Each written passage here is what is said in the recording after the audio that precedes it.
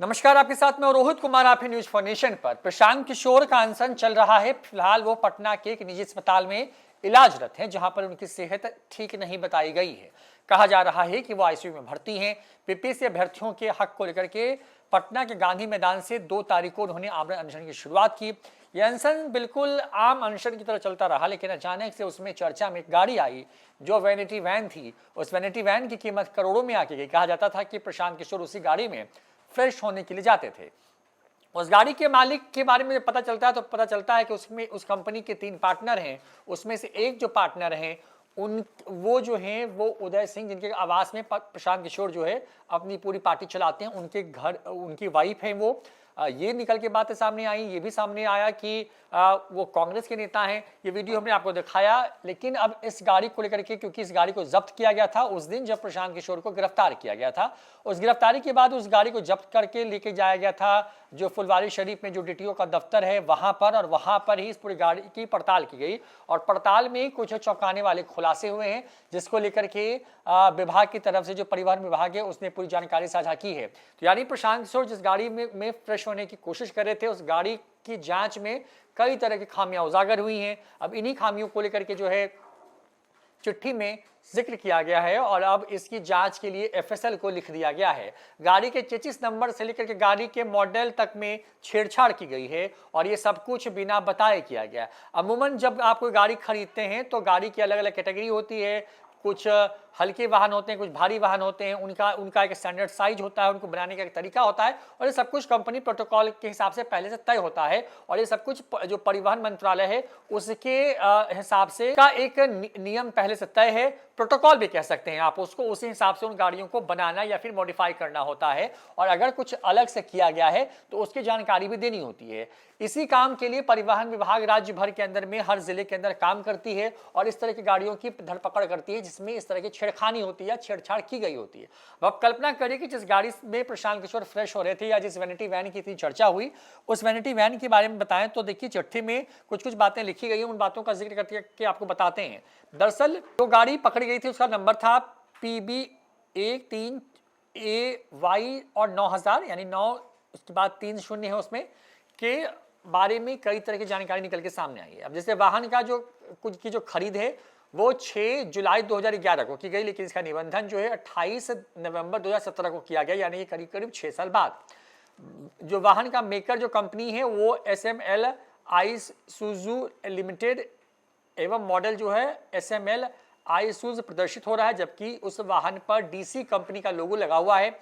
वाहन का निबंधन फुल्ली बिल्ट कैटेगरी में किया गया है, यानी कि गाड़ी पूरी तरीके से पहले से बनी हुई थी, इसमें कोई बदलाव नहीं करना था। वाहन का व्हील बेस जो है उस सब की जानकारी पहले से थी, लेकिन इस गाड़ी में 25 सीटिंग वाली ये गाड़ी होनी चाहिए थी। यानी कि ये अमूमन जो आप जो छोटा ट्रैवलर देखते हैं जिस गाड़ी से अमूमन लोग घूमने के लिए जाते हैं, तो कुछ उस कैटेगरी की ये गाड़ी थी, उसमें 25 सीटें होनी चाहिए थी, लेकिन इसमें 25 सीटों पर इसका निबंधन नहीं हुआ। जबकि इसका जो निबंधन LMV में हुआ, यानी लाइट मोटर व्हीकल में इसका 1 सीटिंग कैपेसिटी में इसका निबंधन किया गया है। वाहन का जो का पथकर यानी कि जो टैक्सेस है ऑनलाइन वो प्रदर्शित नहीं हो रहा है, न ही वाहन का मूल्य प्रदर्शित हो रहा है जिससे पथकर की गणना की जाती है, यानी कि उस पर कितना बकाया है, कितना टैक्स भरा है, नहीं बढ़ा है, ये तमाम चीजें इसकी रिफ्लेक्ट नहीं हो रही, जो कि उसका पोर्टल होता है परिवहन, जो M परिवहन जो पोर्टल है उसके अंदर।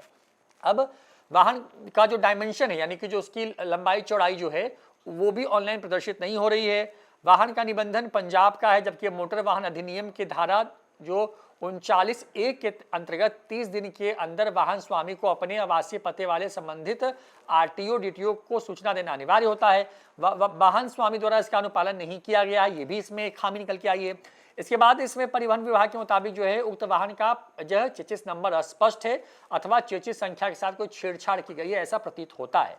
विधि विज्ञान प्रयोगशाला यानी कि FSL में इसकी जांच करा करके इसकी रिपोर्ट लाना जरूरी हो जाता है। इसके साथ साथ अगर हम बताएं तो इस गाड़ी में जो है इस गाड़ी का निबंधन जो है एक निजी गाड़ी के तौर पर हुआ है, क्योंकि दो तरह की गाड़ियां होती है, कमर्शियल एक नॉन कमर्शियल। तो ये गाड़ी नॉन कमर्शियल कैटेगरी में थी, लेकिन इसका इस्तेमाल कमर्शियल कैटेगरी में हो रहा था, ये भी इस जांच रिपोर्ट में खुलासा हुआ है।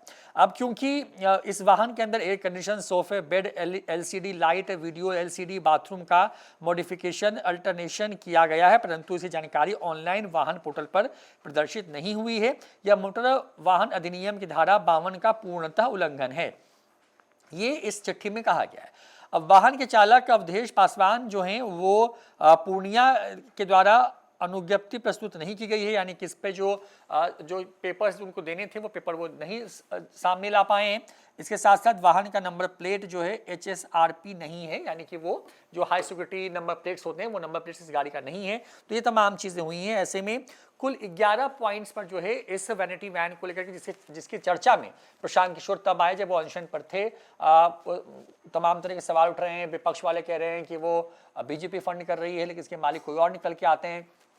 प्रशांत किशोर क्योंकि जिस वाहन में थे उस वाहन में फ्रेश होते थे, उस वाहन के बारे में जब उसको जब्त किया गया तो उसकी जांच की गई है परिवहन विभाग की तरफ से, और जो जांच में निकल की चीज़ें आई हैं उससे बहुत सारी खामियां उजागर हो रही हैं। और बड़ी बात यह है कि इस गाड़ी के मॉडल की जानकारी छुपाई गई है, 25 नंबर से छेड़छाड़ की आशंका जताई जा रही है। इस गाड़ी का जो डायमेंशन है, जो लंबाई चौड़ाई है इस गाड़ी में, वो ऑनलाइन दिख नहीं रहा है, कितना कर बाकी ये नहीं पता चल रहा है। तो ये तमाम तरह की खामियां हैं, और जो उसमें बदलाव किए गए उस गाड़ी के को कमर्शियल यूज में लाने के लिए, उसको भी जो है उसका डिक्लेरेशन जो है फॉर्म जमा नहीं किया गया है। ये भी कहा गया है कि ये गाड़ी नॉन कमर्शियल थी और उसको कमर्शियल तरीके से चलाया जा रहा है। तो अब इस पूरे मामले की जांच के लिए FSL को लिखा गया है।